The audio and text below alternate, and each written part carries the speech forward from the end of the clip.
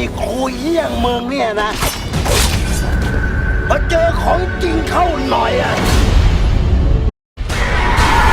มึงนี่ไม่กำเริบสิจริง Halo pemirsa, kaum pecinta layar handphone, dimanapun habitat Anda kini berada. Dengan tools seadanya, satu film sudah saya mutilasi, menjadi konten spoiler ala kadarnya. Sebelumnya, terima kasih atas dukungan Anda. Film dibuka dengan adegan tokoh utama kita, Tong Di, sedang dikejar pasukan berkuda, yang mana, saat sedang berlari dia teringat masa kecilnya, yang dibuli dan ditindas teman-temannya, dan salah seorang anak pejabat setempat. Sebut saja, Klepon.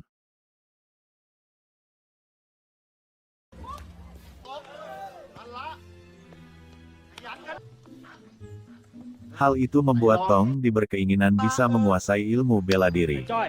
Namun selalu mendapat larangan dari sang ayah. Suatu waktu, Tong Di kecil menemukan ide, dari buah yang ditemukannya di jalan. Ia menggantung buah seperti puluhan lato-lato untuk berlatih kungfu tanpa guru.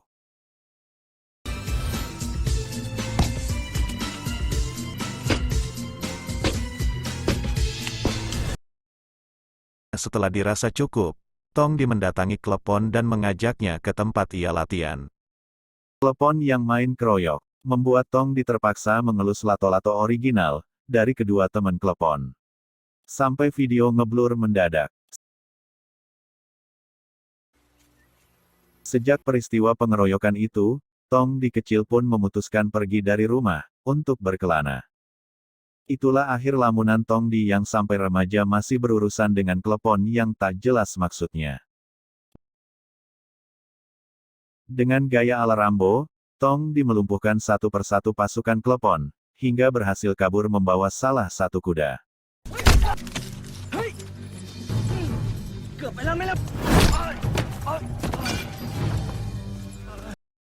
Sesampainya di rumah, Klepon mengadukan kejadian itu kepada sang ayah, dan hanya mendapat tambahan amarah. Sementara di perjalanan, Tong Di melihat ajang tarung bebas. Tanpa pikir panjang, Tong Di sebagai pendatang baru, langsung mencoba. Dan mendapat lawan yang cukup berpengalaman meski baru sekali menang.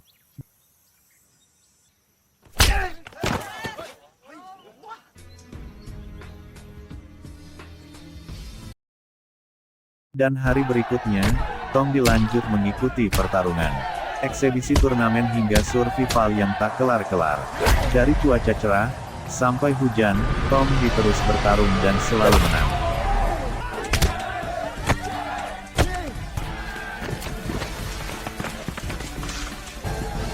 Hingga suatu ketika saat dirasa Tong Di akan menjadi raja tarung bebas. Muncullah penantang yang memperkenalkan diri sebagai pendekar kumis. Tong Di benar-benar tumbang di sungai.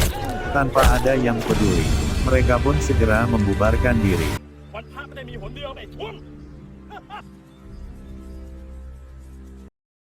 Beruntung, ada ODGJ yang menolongnya.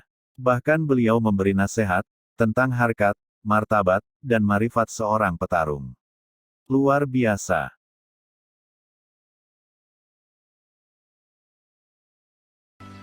Sejenak Tong Di merenungi nasihat ODGJ tadi, sebelum melanjutkan perjalanan, hingga sampai di desa yang ada sebuah perguruan silat. Tanpa kata permisi, Tong Di langsung masuk barisan, dan ikut latihan. Hingga ketahuan sang pemilik perguruan.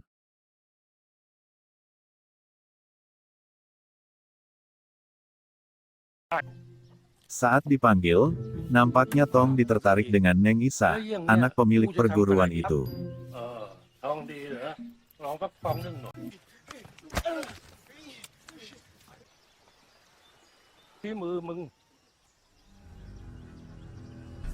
Dan ketika resmi diterima sebagai murid, ternyata ada cepu dari Klepon yang mengetahuinya.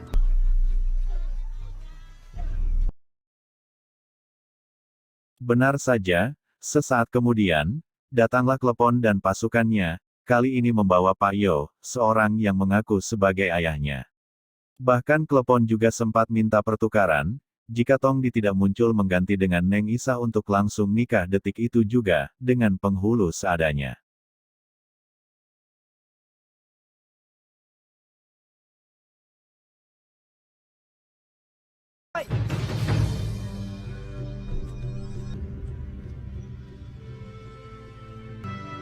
Pada akhirnya, Tongdi menyerahkan diri. Namun, sang komandan Payo justru menyerukan untuk membakar perkampungan, hingga terjadilah pertumpahan darah di kampung Neng Isa.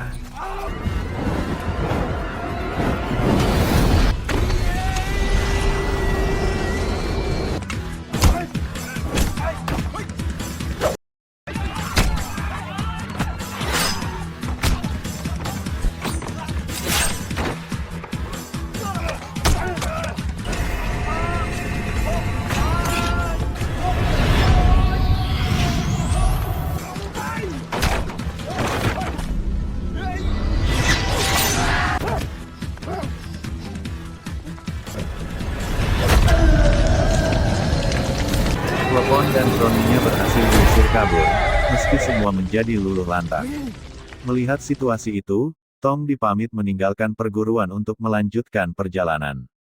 Meninggalkan Neng Isa, yang sudah mulai jatuh hati. Sementara Klepon yang melihat pasukannya kalah, segera pulang dan kembali mendapat semprotan dari ayahnya. Membuat dendamnya, kian membara. Di perjalanan, Tongdi mendapat fans baru. Namanya Pungket. Perjalanan mereka berdua sampai di kampung pecinan.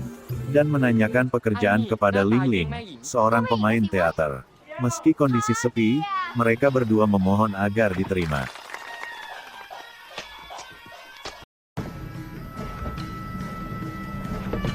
Sahaiข้าเองนั่น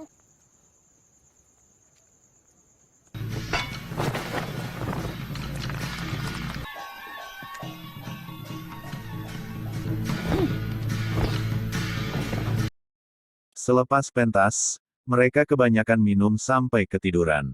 Dan ditinggal rombongan teater. Beralih ke hutan, nampak rombongan perampok tengah menghadang kereta yang lewat.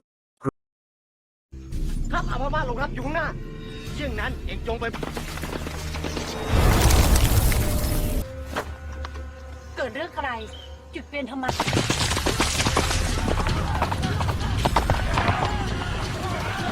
Rupanya, kereta itu rombongan Lem Yung, yang konon terkenal dengan sebutan pendekar senyum perunggu. Beruntung saat pertarungan antara pengawal dan perampok, muncullah Tongdi yang kebetulan ada di TKP.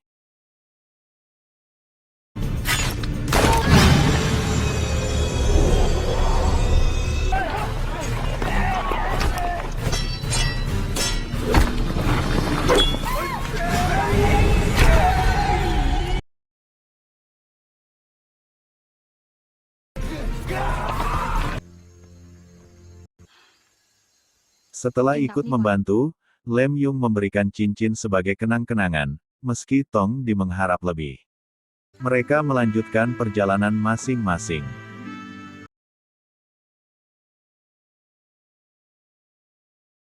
Tongdi tiba di kampung yang juga ada perguruan silat. Namun anehnya, pemilik perguruan hanya menerima murid berpengalaman. Layaknya hendak melamar pekerjaan. Di tengah pembuktian Tongdi agar diterima, muncul Pungket, yang ternyata sudah ada di situ lebih dulu. Tongdi resmi menjadi murid padepokan bersama Pungket.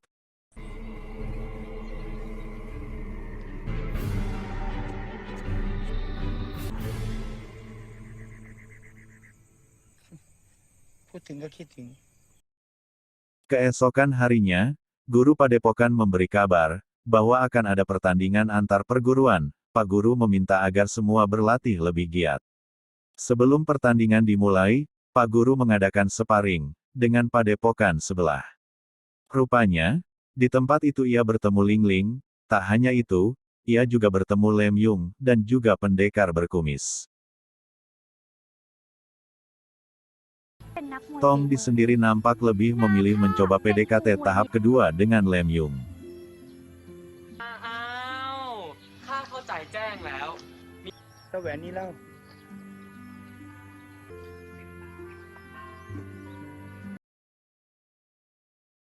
Dalam pertarungan persahabatan itu, Tongdi berkesempatan menghadapi salah satu murid terbaik dari padepokan sebelah, Jun, dan berhasil menang. Ketua perguruan sebelah, dengan congkaknya menantang Tongdi. Dan sebelum kameramen sempat merekamnya, guru itu sudah rebah di tanah.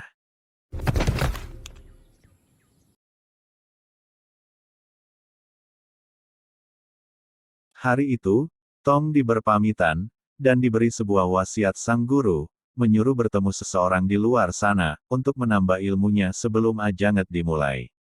Tongdi dan Pungket melanjutkan perjalanan, dan saat di tengah jalan mereka bertemu dengan Ling Ling dan juga Jun, murid padepokan sebelah yang ia kalahkan. Mereka berempat menjadi sahabat seperjalanan menuju tempat padepokan yang dimaksud sang guru. Namun di luar dugaan, orang yang ditemui adalah pemabuk dan nampak tidak bisa apa-apa. คงดี คู่ของพี่เนี่ย จะไม่เมาพัก สำนักเหลือลูกศิษย์อยู่แค่3 คน มึงต้องเฟ้นหาเอาด้วยตัวเอง น่าสงสารครูแผน Keraguan mereka akhirnya sirna, setelah melihat kelebihan Fatwa itu mengayun ranting. ข้าขอขมานะ Mereka ครู pun belajar, dan hanya belajar mengayun. สิทธิ์ขอคารวะท่านครู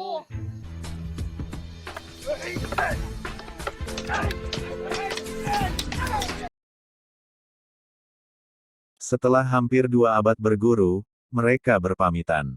Dan mendapat kenang-kenangan pedang. Selain Pungket, yang hanya mendapat pisau masak.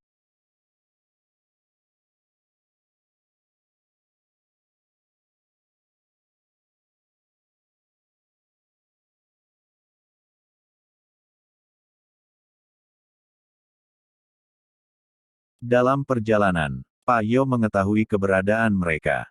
Dengan senapan laras panjang, ia berniat membidik Tongdi.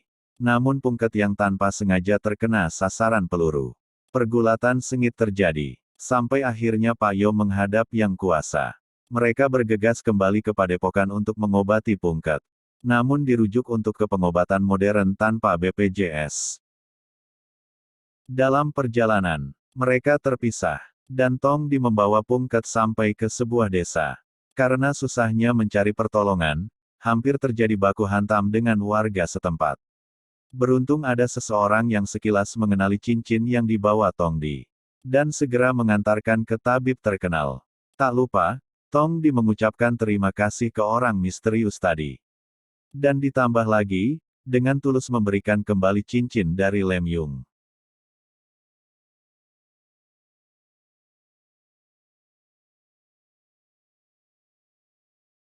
กูจะตอบแทนคุณที่มึงช่วยชีวิตน้องกูไว้ นี่ของมึง Tak disangka, ternyata Lem Yung juga ada di daerah tempat tabib itu berada. Mereka berdua sejenak berjalan di sekitar perkampungan. Nampaknya mereka sudah memasuki PDKT tahap ketiga. Terlihat dari betapa relanya, Tongdi membuang kerbau di sepatu Lem ทำ Yung. อะไรอ่ะ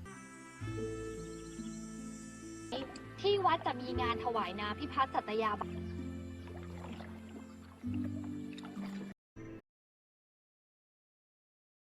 Suatu hari, nampak seorang petugas tengah memberikan pengumuman tentang adanya keributan.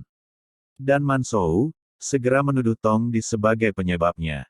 Saat itulah, semua mulai terbuka, ketika Lem Yung datang dengan pendekar berkumis, yang ternyata adalah bapaknya.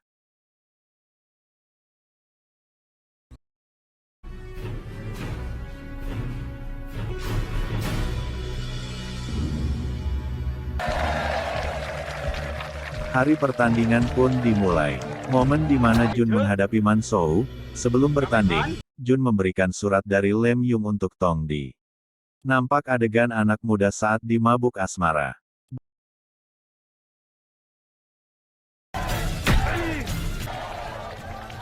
Dari tempat penonton, rupanya pria misterius itu ikut berkomentar bahwasannya Jun payah.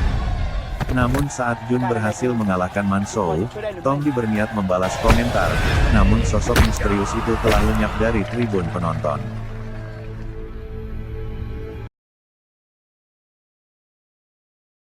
Tibalah giliran Tong Di akan menghadapi calon mertua. Nampak Lem Yung entah akan menjadi pendukung siapa. กูหวังใจว่ามึงคงมีฝีมือมากกว่าคนก่อน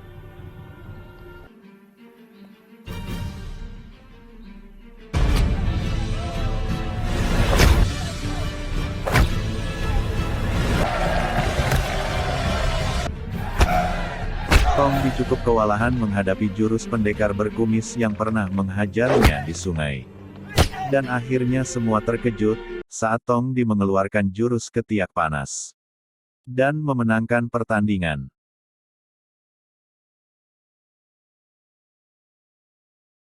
Anehnya, tidak ada yang menyambut kemenangan itu. Semua sepi. Bahkan panitia menahan kemenangan, karena ada satu petarung yang mungkin mendapatkan B untuk menghadapi Tong Di. Semua tahu, dia adalah pemilik jurus ketiak panas level 2.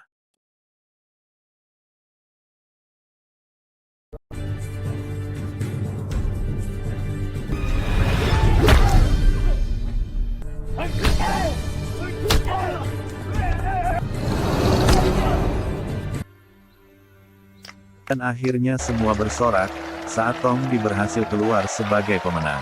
พญาตากจะมอบรางวัลให้แก่ผู้ชนะด้วยตัวของท่านเองให้ออกไปจากสนาม Hari kedua pertandingan lebih aneh lagi, ketika stadion justru tanpa penonton. Sebelumnya, panitia memberikan hadiah kepada Tong Di sebagai petarung terbaik di babak penyisihan. Saat Lem Yung akan memberikan hadiah, tiba-tiba ketua panitia tertembak, dan dari luar arena masuk sekelompok orang membuat kerusuhan.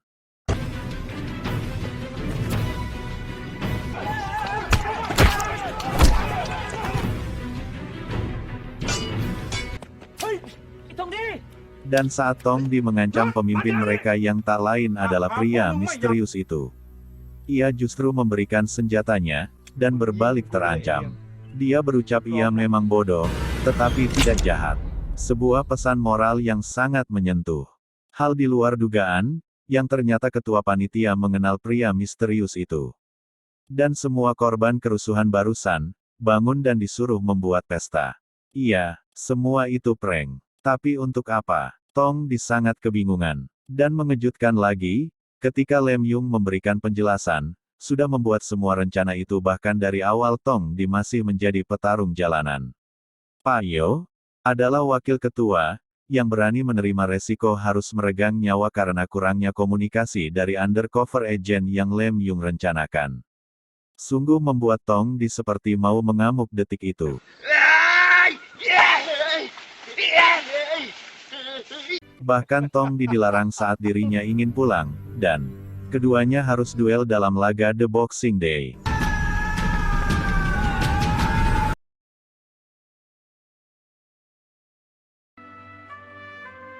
Beberapa minggu setelahnya, kini Tong Di resmi diangkat menjadi panglima perang dan siap menghadapi kezaliman di negerinya. Perjalanan bersama pria misterius itu menjadikannya legenda dari pedangnya yang patah.